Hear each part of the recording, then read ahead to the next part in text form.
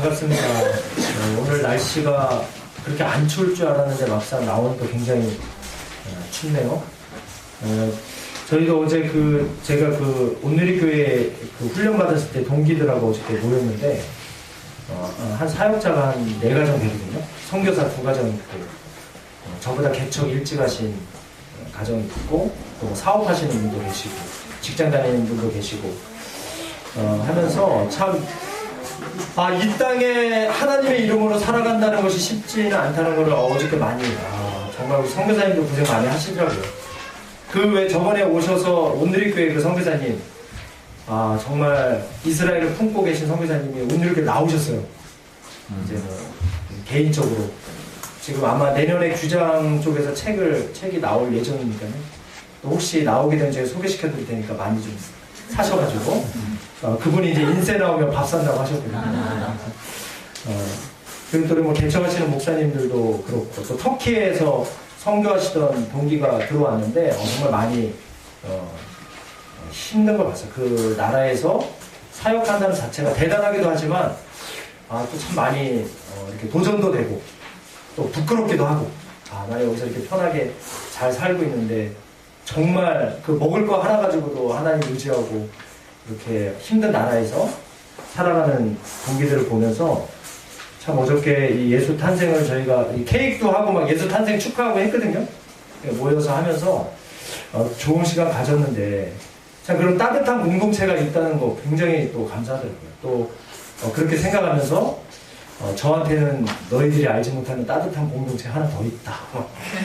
사랑하는 공동체를 하나님 주셔서 저희들이 오늘 이렇게 또 모여서 함께 축복하고 예수님의 이름을 또 이렇게 높이고 찬양할 수 있는 시간 주신 거 감사합니다. 그리고 이렇게 말들 잘 들으셔서 빨간색, 초록색, 보라색 옷 잘 입고 와주셔서 감사하고 저도 이렇게 보라색으로 보라돌이로 오늘 보라돌이로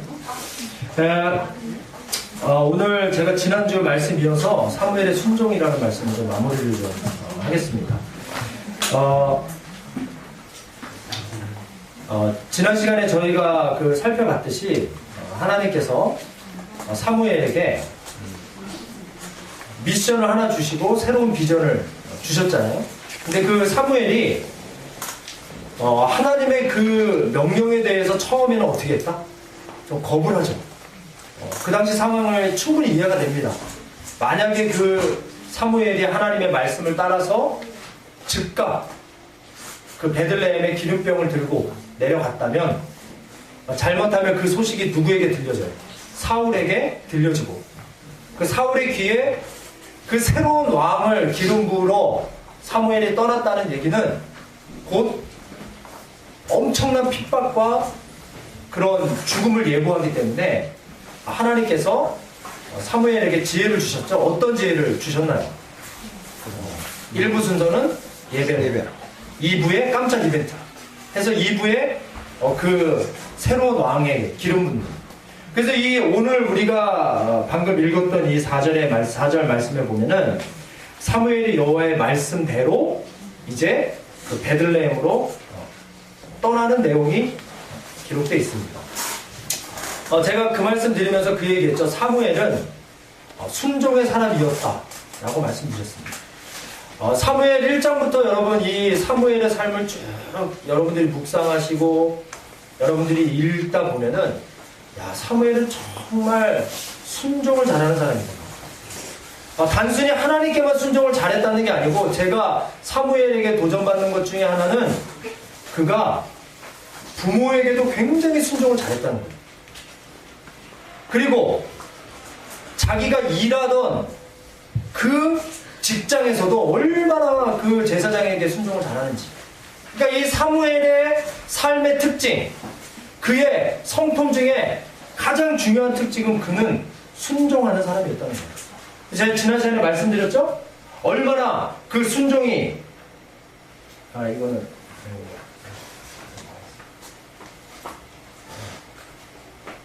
같죠?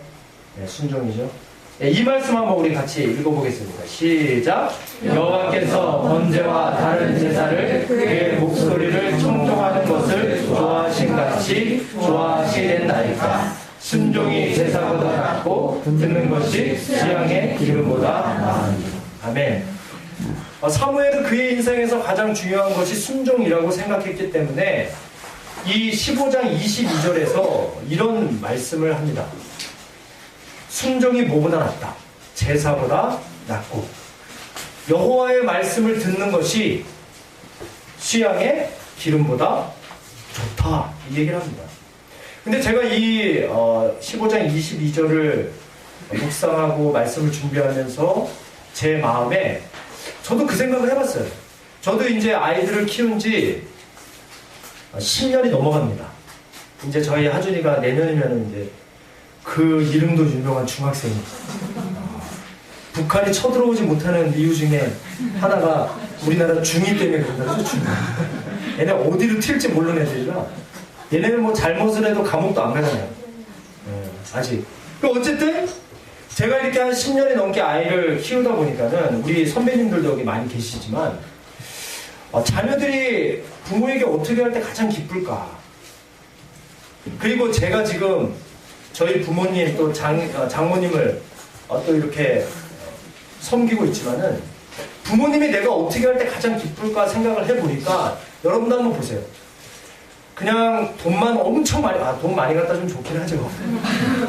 근데 돈만 갖다 주고 만약에 그 아이가 아니면 우리가 부모님께 평소에 연락도 안 하고 부모님이 뭐 하라고 하면 말도 듣지 않고 불순종하는 마음을 가지고 그냥 먹을 것만 잘 사다 드리고 돈만 많이 갖다 드리고 돈을 드렸다고 모든 걸 다 했다고 생각하고 아무것도 안 하는 자녀를 가지고 있는 부모님이 계신다. 이게 좀 하울링 있나요? 그러면 부모님도 굉장히 그 돈을 받을 때마다 마음이 불쾌하실 것 같아요. 차라리 돈 안 줘도 되니까 애들도 그러잖아요. 뭐 부모님 생일이라고 뭐 막 자기 용돈 해가지고 선물 막 주려고 그러고 엄마 요번에는 뭐 사줄게요. 아빠 뭐 사드릴게요. 근데 제가 꼭 한마디 하는 게 있어요. 야, 그런 거보다 평소에 좀 말 좀 잘 듣고. 그러지 않으세요? 근데 이 사무엘이 신앙생활 하면서 나름대로 뭔가 찔려? 나도 찔려. 너네도 찔리고 나도 찔려. 근데 제가 이 사무엘이 자기의 인생 그리고 제사를 수도 없이 드리면서 한 가지 깨달은 건 그거예요. 내가 평소의 삶에 하나님의 말씀대로 제대로 살지 못하면서 하나님께서 내 마음에 신경질이 나고 때로는 분노가 날 때 하나님의 말씀으로 그 마음을 다스리고 정말 하나님의 말씀대로 순종하라고 할 때 순종하지 않는 삶을 살면서 하나님 앞에 나와서 드리는 그 예배를 하나님께서 받지 않고 기뻐하지 않으신다는 것을 이 사무엘이 그 인생의 신앙을 통해 깨달았죠. 그래서 사무엘이 나이가 들어서 정말 그가 신앙에 무엇이 제일 중요한지를 깨닫고 했던 말. 제사가 순종보다 낫고 또 듣는 것이 수양의 기름보다 더 좋다. 이 말을 우리에게 지금도 하고 있습니다. 여러분, 여러분들이 정말 하나님이 기뻐하시는 삶을 사시려면 제가 여러분께 부탁드립니다. 물론 여러분 예배 잘 드리셔야 돼요. 정말 여러분들이 교회에서 하는 봉사도 열심히 하셔야 합니다. 그러나 그 본질 안에 평소에 여러분들 가정에서 여러분들 삶에서 하나님의 말씀대로 살려고 몸부림치는 그 순종의 모습이 없다면 여러분들 자녀에게나 여러분들 부모에게나 아니면 여러분들 직장에서 상사에게나 아니면 자기보다 낮은 사람에게 여러분들의 감정대로 여러분들의 욕심대로 그렇게 표현하고 표출하고 여러분들이 살고 예배를 많이 드리는 것 하나님이 그렇게 기뻐하지 않으십니다. 비록 내가 부족하고 연약한 게 많더라도 여러분 삶에서 정말 하나님의 말씀대로 순종하는 것. 여러분 하나님 말씀대로 순종한다는 게 큰 것이 아닙니다. 어떻게 보면 너무나 단순한 걸 수 있어요. 저도 부모님께 이렇게 하다 보면은 우리 부모님이 여러분 가장 좋아하는 게 뭔지 아세요? 저 이제 알았어요. 자주 찾아가는 거. 그래도 뭐 별일 없으세요? 그래도 아들인데 뻔뻔해가지고 아무것도 안 사가지고 들어가요. 부모님이 오히려 못 주시고. 그래도 그걸 좋아하시더라고요. 집에 갈 때마다 부모님이 저에게 하시는 말씀이 있어요. 너무 고맙다 그래요. 그래서 전 뭐가 고마운지 모르겠는데 와서 안부 물어봐주고. 우리 하나님도 그런 거예요. 우리에게 뭐 큰 거 기대하시고 우리들에게 대단한 거 원하시는 게 아니라 아주 작은 것 하나 내 감정을 포기하고 그 말씀에 순종할 때 하나님이 그 순종의 사람이 주일에 와서 드리는 그 예배를 너무나 기뻐하시고 받으신다. 여러분, 이 사무엘의 인생의 특징은 바로 순종의 사람이었다는 겁니다. 그런데 제가 오늘 여러분과 함께 나누고 싶은 말씀은 이 사무엘이 어떻게 해서 이렇게 순종의 사람이 될 수 있었을까라는 부분. 이 사무엘의 인생에서 순종이 가장 신앙에서 중요한 것이다 라고 영향을 준 두 대상이 있습니다. 하나는 누구냐면, 왜 거꾸로 갔어요? 좀 초록색이죠? 긍정적인 부분입니다. 긍정적인 영향을 준 사람은 바로 이 사무엘의 부모님입니다. 여러분, 사무엘의 어머님 이름 혹시 아시나요? 한나. 그래서 바이블 네임 지을 때 여자들이 한나를 많이 이름 짓는데, 근데 한나는 굉장히 고생한 여자입니다. 이 사무엘의 어머니는 그 남편의 이름이 엘가나라는 사람입니다. 그런데 그때 시대에는 일부 다처제였어요. 그래서 이 엘가나라는 사람에게는 한나와 둘째 부인 분인나라는 사람이 있었습니다. 그런데 이 엘가나가 이 두 부인 중에서 누구를 더 사랑했냐면 첫째 부인의 한나를 엄청 많이 사랑했습니다. 그런데 하나님은 공평한 분이시라 그 한나는 남편의 사랑을 받았고 분인나는 대신 뭐가 있었을까요? 하나님이 자녀를 주셨다. 그런데 희한한 건 뭐냐면 이 분인나가 자녀를 낳고 가만 보니까 실제로는 자기도 자기 남편에게 사랑을 받고 싶은데 모든 사랑이 한나에게 집중되어 있으니까 성경에 보면은 이 분인나가 누구를 괴롭히기 시작할까요? 한나를 괴롭히기 시작합니다. 하여튼간 여인의 질투는 정말 무섭습니다. 그래서 이 한나가 그 분인나가 매일 와서 괴롭히고 마음을 힘들게 하니까 이 한나가 뭘 했을까요? 날마다 성전에 가서 하나님께 기도합니다. 여러분, 한나의 위대함은 거기 있어요. 여러분들은 제가 물어볼게요. 여러분 삶에 어려움이 오고 문제가 생기고 여러분 삶에 고난이 올 때 여러분은 어떤 것을 선택하시나요? 나는 그냥 잠을 실컷 자고 그럼 한 번 실컷 자고 나면 뭐가 풀려요. 아니면은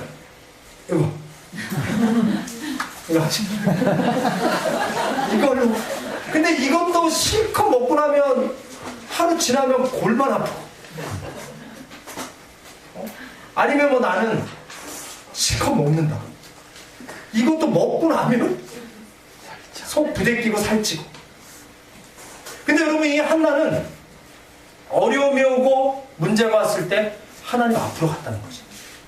하나님께 기도했다는 거예요. 여러분, 신앙인의 위대함은 거기 있습니다. 고난이 왜 축복이라고 얘기하냐면 여러분, 그리스도인에게 오는 고난은 그 고난 자체로 끝나는 게 아닙니다. 그 고난을 통해서 하나님께 더 가까이 나가게 되고 내 안에 마음의 그릇이 더 넓어지는 시간이기 때문에 고난은 축복이에요. 그래서 이게 제가 한 말인지 누가 한 말인지 모르지만 제가 만든 말이 있죠? 그리스도인의 고난은 땅굴이 아니라 터널이다. 언젠가는 끝이 있습니다. 빛이 있어요. 이 한나가 어려운 문제를 가지고 주님 앞에 나아갔습니다. 그리고 그 성전 안에서 하나님께 날마다 기도해요. 하나님, 저 분이나 때문에 못 살겠어요. 하나님, 정말 하나님 절 사랑하시면 저에게 제발 자녀 하나만 주십시오. 그리고 있잖아요, 이 한나가 해서는 안 돼 서원을 하나님 앞에 합니다. 너무나 간절하니까, 너무나 내가 지금 자식을 원하니까 거기서 그 얘기해요. 하나님, 저에게 자녀를 주시면 이 아이 평생을 하나님 앞에 드리겠습니다. 그 소원을 한다고요. 여러분, 이 한나의 기도가 얼마나 간절했든지 그 당시에 제사장이었던 엘리 제사장이 매일 보니까 아줌마가 와가지고 교회에서 막 중얼중얼하고 뭐 이렇게 있어요. 얼굴이 빨개져가지고. 그러니까 이 엘리 제사장이 보니까는 술이 취한 줄 알고. 그 기도하고 있는 한나한테 뭐라 그랬잖아요. 술 깨고 와서 예배 드려야지. 대낮부터 술을 먹고 와가지고 교회에서 그러시면 어떡합니까? 막 그럴 정도로 간절하게 하나님 앞에 기도했던 그 한나의 기도를 여러분 성경에 보시면 하나님께서 들어주셔요. 그리고 정말로 그 한나에게 하나님께서 아들을 주십니다. 그 아들의 이름이 누구냐면 사무엘. 근데 여러분 잘 보세요. 사무엘이 이제 이 한나가 정말 하나님 앞에 간절히 기도해서 낳았어요. 그런데 한 가지 문제가 있죠. 아들이 나서 좋긴 했는데 기도할 때 하나님 앞에 뭘 했다? 서원을 했어. 이 아이의 평생을 내가 하나님께 드리겠다고 서원을 했어요. 근데 여러분, 제가 교회에서 그 고3 기도회를 많이 인도했거든요. 그 고3 기도회 때 오신 부모님들 표정을 보면요, 이 아이 대학만 붙여주시면 정말 내 평생을 이 아이를 진짜 하나님 나라를 위해서 쓰겠다고 결의에 찬 얼굴로 아침에 들어오세요. 뭐 오전 점심 때 되면 막 밥 먹고 나면 더 간절해요. 여러분, 하루에 기도를 한 8시간 가까이 한다는 게 쉬워요? 근데 그날은요, 이 고3 부모님의 눈은 막 반짝반짝 하면서 정말 결의에 찬 마음으로 기도를 한다. 그런데 기도회 후 몇 달 뒤에 그 부모님이 없더라. 애도 없어지고 부모님도 없어지고 그런 경우 많습니다. 뭐 우리가 속된 말로 그런 얘기 있죠. 어디 들어갈 때 틀리고 어디 나올 때 틀리다. 그렇죠. 들어갈 때 너무 간절해요. 그런데 갔다 나오면 이제 해결을 했으니까 시원하게 돌아가듯이.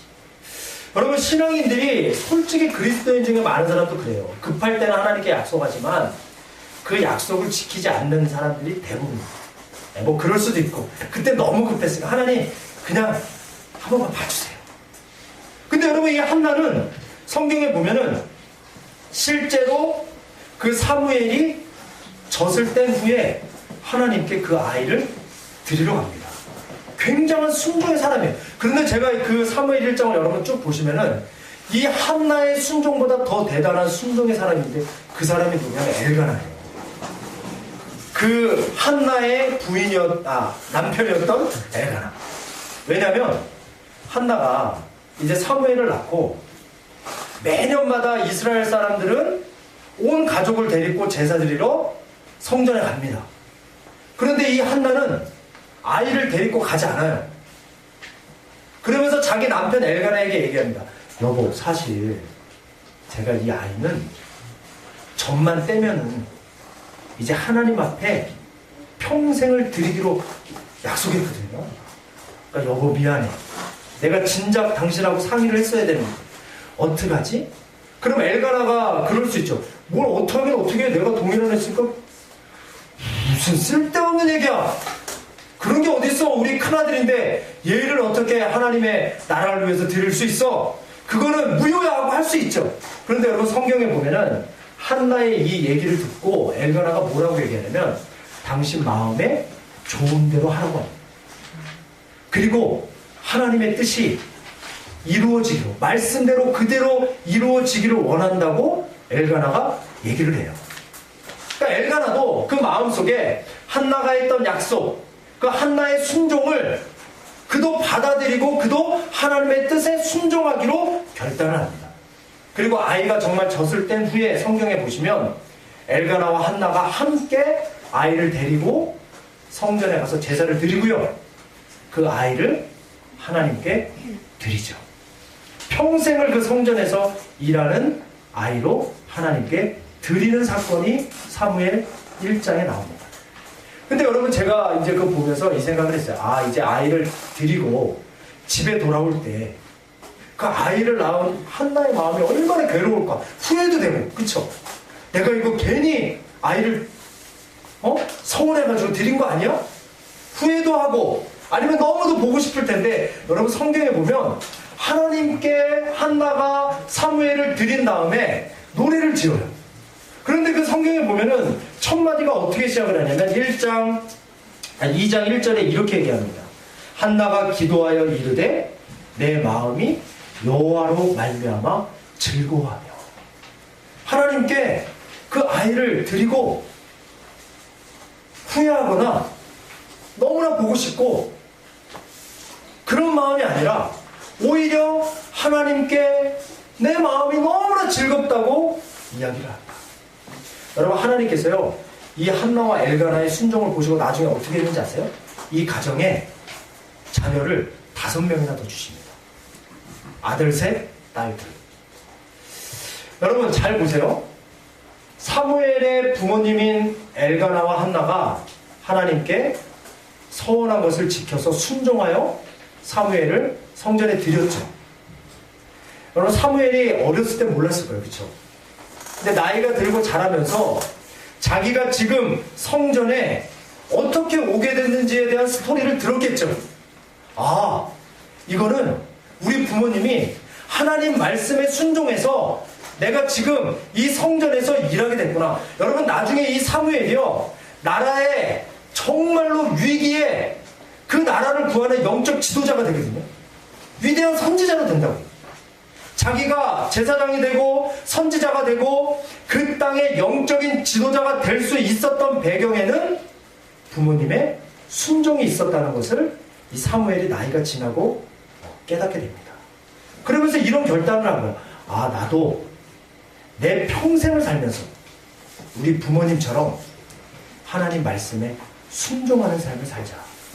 그러면 때로는 내가 좀 부족하고 연약하고 좀 못난 부분이 있어도 하나님께 순종하는 마음을 가지면 하나님께서 내 삶을 형통하게 해 주실 것이고 하나님의 인도하신 대로 그 비전대로 내 삶을 이끌어 가 주실 것이라는 확신을 가지고 이 사무엘이 평생 순종하기로 선택을 합니다. 여러분, 그런데 이 사무엘이요 긍정적인 부분만 있었던 건 아니에요. 부정적인 사건을 통해서도 순종을 배웁니다. 그건 뭐냐면 엘리 가정을 통해서 배워요. 여러분, 당시에 그 제사장이 누구였냐면 이 엘리 제사장입니다. 그런데 성경에 보시면은 이 엘리 제사장 시대는 여호와의 말씀이 희귀하여 잘 보이지 않던 시대입니다. 그러니까 영적으로 굉장히 어두웠던 시대예요. 그래서 성경에 보면은 어떤 표현이 있냐면 엘리 제사장의 눈도 흐렸더라라는 말이 있습니다. 이 얘기는 뭐냐면 물론 그가 나이가 들어서 눈이 흐려진 얘기도 있지만 엘리 제사장의 영적인 상태도 지금 별로 좋지 않아요. 그래서 온 나라의 영적인 분위기가 굉장히 어둡던 시대가 이 엘리 제사장이 살던 시대입니다. 그런데 이 엘리 제사장에게 두 아들이 있었어요. 홈니와 비느하스라는 두 아들이 있습니다. 근데 여러분, 성경에 보시면은 2장 12절에 이런 얘기가 있습니다. 엘리의 아들들은 행실이 나빠 여호와를 알지 못하더라, 이런 얘기가 있습니다. 여러분, 당시에 영적인 지도자였던 엘리 제사장의 두 아들 홈니와 비느하스가 있었는데, 여러분, 당연히 부모님이 신앙이 좋으면 자녀들도 신앙이 좋아야죠.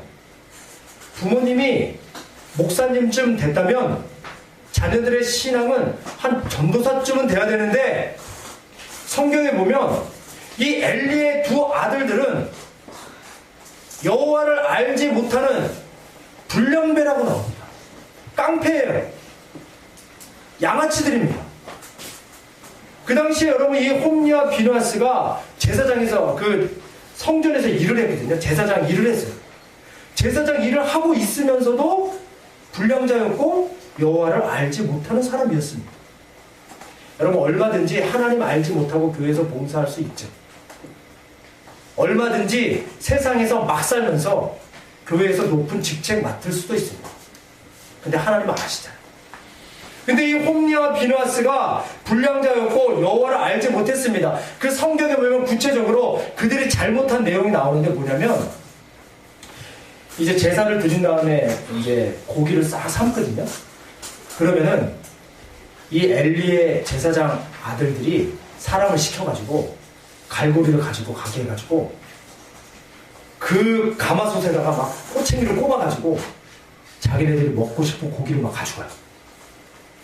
그리고 삶은 고기만 먹다 보니까 너무 질리는 거야. 여러분 그렇잖아요. 매일 만약에 보쌈가 나와. 그럼 어느 날은 좀 바베큐 해먹고 싶잖아요. 그쵸? 그래가지고 여기도 성경에 보면은 이제 고기를 삶으려고 제사를 드리고 사람들이 제물로 드려진 고기를 이제 가마솥에 삶으려고 딱 오면 싹 나타나가지고 야, 나 오늘은 좀 날 것 좀 먹고 싶은데? 그래서 자기가 먹고 싶은 부위를 막 잘라가는 거예요.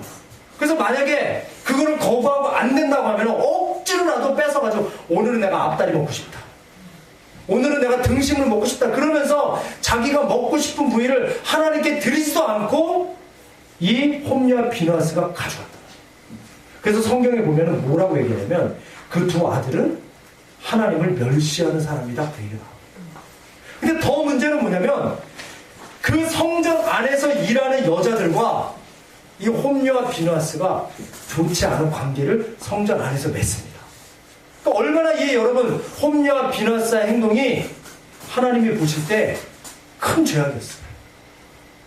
여러분 시간이 지나고 이 소식이 그의 아버지 엘리 제사장 귀에 들어가요. 여러분 이 정도 죄라면요 그 부모님이 제사장이었는데 자기네 아들이 성전 안에서 정말 해서는 안 될 그런 행동들을 했다면 그 부모님이 불러다가 정말 따끔하게 혼내야 됩니다. 엄청나게 벌을 가해야 됩니다. 성경에도 그런 얘기가 있잖아요. 종이 잘못해서 그들을 징계하지 않으면 종도 가만히 놔두잖아요. 그럼 나중에 그 종이 자식인 체 한다고 합니다. 하물며 우리 자녀가 잘못했을 때 따끔하게 그 잘못을 지적해주고 혼내지 않으면 그냥 너무나 불쌍하고 너무나 귀엽고 너무나 사랑스러워서 그 큰 실수를 그냥 눈 감아주고 눈 감아주다 보면은 나중에 그 아이가 정말 저지르고도 마음의 가책을 못 느끼는 자녀가 될 가능성이 많습니다. 특별히 뭐 거짓말하는 거. 그 어떤 부모도 그랬다죠? 어릴 때 문방구 가서 아니면 학교에서 친구 물건 훔쳐오니까 야 너무나 좋은 거 훔쳐왔다. 너무 잘했다. 어떻게 그렇게 친구도 모르게 가져왔니? 여러분 나중에 그 사람이 정확하게 생각이 안 나는데 부모 귀 물어보냈어요. 그 살인죄로 그 사형수가 됐나요? 그 엄마 귀를 물어버렸잖아요. 내가 어릴 때 작은 실수했을 때 그거를 지적해주고 그때 정정을 해줬으면 되는데 그때 눈 감아주고 했던 여러분 엘리 제사장이 그 자녀들의 잘못하는 소식을 들어요. 그런데 여러분 성경에 보면은 불러서 얘기하긴 합니다. 근데 보면요 이 정도예요. 애들아 그러지 마. 너 고기 네가 먼저 먹지 마. 너 성전 안에서 여자들하고 그러지 마. 하나님 싫어하셔. 이 정도만 했다는 거예요. 그냥 적당히 타이르고 말았습니다. 근데 성경을 보면은 그 엘리의 두 아들이 아버지의 그 타이름에도 순종하지 않아요. 그냥 무시해버립니다.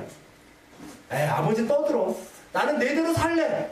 하고 그냥 엘리는 적당히 타이르고 그 두 아들은 부모의 말을 철저하게 무시를 해버립니다.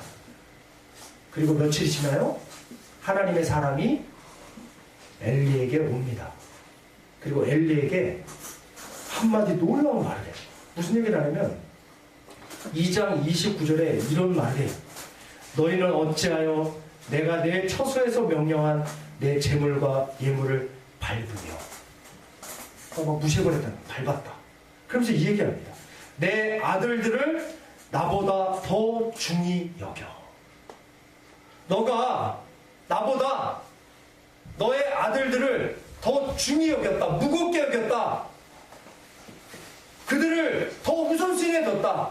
분명히 그게 잘못한 것이고 그것이 엄청난 죄악임에도 불구하고 철저하게 다시는 그런 일을 하지 못하도록 훈계하지 않고 적당히 넘겨버린 엘리를 향해서 너가 나보다 내 아들들을 더 중요하게 여기는구나라고 지적합니다. 그러면서 이 얘기해요. 내 백성 이스라엘이 드리는 가장 좋은 것으로 너희들을 살찌게 하느냐. 그러면서 2장 30절에 이 얘기합니다. 나를 존중히 여기는 자를 내가 존중히 여기고 나를 멸시하는 자를 내가 경멸하리라. 이 얘기를 하나님의 사람을 통해서 말씀하십니다. 여러분, 그런데 이 사건이 있은 다음에요, 엘리 제사장 가정에 엄청난 채무가 닥칩니다. 하나님의 제사를 무시하고 그 다음에 주님 앞에 큰 죄악을 저질렀던, 그리고 수많은 경고에도 불구하고 부모님의 말씀을 무시하고 하나님의 경고를 무시했던 이 엘리 제사장 가정의 최후는 어떻게 됐냐면, 이스라엘이 전쟁이 있었어요. 그리고 전쟁에 홈리와 비느하스가 나가서 싸우다 그 자리에서 전사를 하게 됩니다. 그리고 자기의 두 아들과 하나님의 괴가 뺏겼다는 소식을 엘리 제사장이 듣고, 성경에 보면 이 엘리 제사장이요, 의자에 앉아 있어요. 나이가 이제 굉장히 오래된 거예요. 90이 넘었거든요. 자기 아들이 죽었다는 소식, 그리고 하나님의 법궤가 상대국에게 뺏겼다는 소식을 듣고 어떻게 되냐면, 성경에 보면은 자빠져가지고 목이 부러져서 그 자리에서 죽습니다. 근데 여러분, 거기에 나오는 이유가 굉장히 제 마음에 찔리는 부분이 있어요. 엘리가 죽은 이유가 뭔지 아세요? 그가 너무 비대했기 때문에. 아까 얘기했죠. 하나님의 제물로 자기의 배만 채웠다. 일어설 수도 없을 정도로 몸이 뚱뚱해져서 의자에 앉아 있었다. 자기 아들들의 죽음의 소식을 듣고 너무 놀라서 결국에 이 엘리 제사장도 죽어요. 그런데 여러분, 더 기가 막힌 건 뭐냐면, 그 홈리와 비느하스 중 비느하스의 아내가 있었습니다. 그때 만삭이었어요. 이제 아기를 낳아야 됩니다. 그런데 자기의 남편이 죽었다는 소식, 그리고 자기의 시아버지가 죽었다는 소식을 듣고 그 여인도 아기를 낳다가 죽습니다. 그리고 그 아기의 이름을 이가봇이라고 지어요. 하나님의 영광이 떠났다. 여러분, 하나님 말씀에 불순종했던 한 가정이 아주 작은 것이 시작이 돼서 한 가정이 불순종으로 인해서 몰락되는 모든 가정을 누가 봤을까요? 사무엘이 어려서부터 그것을 다 본 거예요. 그러면서 사무엘이 어렸을 때부터 이런 결정을 한 거죠. 아, 나는 무슨 일이 있어도 절대로 불순종하면 안 되겠구나. 정말로 내 삶에 순종을 택해야 되겠다. 그것이 눈에 보이던 부모든 지도자든 아니면 하나님이든 정말 순종의 삶을 살아야 되겠구나를 이 사무엘이 엘리 제사장 가정을 통해서 경험을 했겠죠. 그래서 사울 왕이 불순종해서 계속 도망다닐 때 끝까지 쫓아가면서 뭐를 얘기했을까요? 하나님 앞에 순종하라고 경고했던 것이죠. 여러분, 제가 사무엘의 삶을 보면서 한 가지 깨닫는 마지막 교훈이 있습니다. 여러분, 사무엘이 살던 시대는 굉장히 어두운 시대였어요. 사울왕은 이미 하나님이 버려서 포악해진 상태고, 그 이스라엘의 나라의 운명은 어떻게 될지 알 수 없는, 정말 미래가 밝지 않는 그러한 나라였습니다.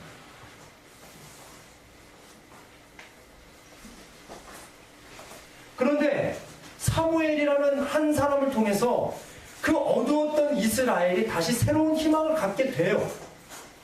그 비전의 사람을 통해서 암울했던 현실이 새로운 희망을 갖게 되고 미래에 대한 새로운 꿈을 꾸게 되는데, 사무엘에게는 이 암울한 현실을 끝내고 새로운 희망이 오게 하는 두 가지 특징을 가지고 있었다는 겁니다. 첫째가 뭐냐면 바로 눈물이에요. 하나님의 마음을 가지고 이 세상을 보고 하나님의 마음으로 울 줄 아는 그 눈물을 사무엘이 가지고 있었을 뿐만 아니라 한 가지 더, 그는 이 세상 그 어떤 것보다 하나님 말씀에 순종하는 순종의 사람이었다는 것입니다. 여러분, 제가 마지막으로 여러분들을 격려합니다. 혹시라도 여러분 개인적이나 아니면 여러분 가정이나 아니면 여러분들이 속한 공동체가 지금 힘들고 어렵고 암울하고 답답하고 앞이 보이지 않는다면 여러분들이 하나님 앞에 나가서 이 두 가지 갖도록 기도하십시오. 하나님, 저에게 하나님의 마음을 주십시오. 정말 내가 하나님 마음을 가지고 우리 가정의 암울한 현실을 보고 울 줄 아는 눈물을 허락해 주십시오. 우리 직장의 암울한 현실을 보고 울 줄 아는 마음을 주십시오. 하나님, 저에게 이 민족의 아픈 현실을 보고 하나님의 마음을 가지고 울 줄 아는 그 하나님의 눈물을 허락해 주십시오. 하나님, 그리고 저에게 하나님 말씀에 순종할 수 있는 순종을 허락해 주시길 소망합니다. 하나님, 내가 어떤 어려움이 와도 하나님 말씀을 우선순위에 두고 그 말씀에 순종하는 순종의 사람이 되도록 주님 저에게 힘을 주십시오라고 여러분들이 기도하고 하나님의 마음으로 울고 하나님의 말씀에 순종하는 사람이 된다면 여러분들의 지금 상황이 어떻든 얼마든지 새로운 희망과 비전의 사람으로 계속해서 여러분들의 삶이 성장돼 나가고 환경이 변하고 가정이 변하고 민족이 변하고 정말 온 열방에 하나님의 나라를 확장하는 귀한 삶에 여러분들의 삶이 사용되게 될 줄 믿습니다. 할렐루야. 우리 함께 잠깐 눈 감고 기도하겠습니다. 다 같이 눈을 감아보시죠. 우리 하나님께 기도하겠습니다.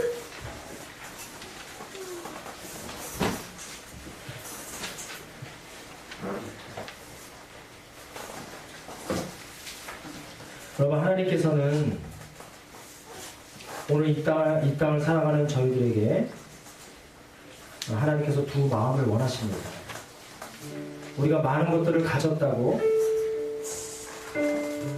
또 내가 세상적인 지식을 많이 가졌고 다른 사람보다 더 많이 노력한다고 우리가 이 땅을 변화시키는 사람이 되는 것이 아니라 정말 우리가 하나님의 사람으로 우리 안에 하나님의 마음을 가지고 이 땅을 향해 울 줄 아는 그 눈물 가진 사람을 하나님은 사용하십니다. 이 시간 우리 마음에 그 하나님의 마음을 주시고 그 눈물을 허락해 달라고 기도했으면 좋겠고요. 하나님은 정말 하나님 말씀에 순종하는 사람을 주목하시고 그 사람을 이 땅을 변화시키는데 그 사람을 사용하십니다. 혹시라도 여러분들이 눈에 보이는 부모님에게나 아니면 내 직장 상사에게나 그 권위자에게 순종하지 못한 부분이 있다면 하나님 앞에 회개했으면 좋겠고요. 하나님, 제가 먼저 눈에 보이는 그 권위자에게 순종하는 사람이 되겠습니다. 하나님, 그리고 내가 주의 말씀에 순종하는 사람이 되어서 사무엘처럼 암울한 현실을 새로운 희망으로 바꾸는 비전의 사람이 되게 달라고 우리 다 같이 주님 앞에 기도하겠습니다. 다 같이 기도합니다.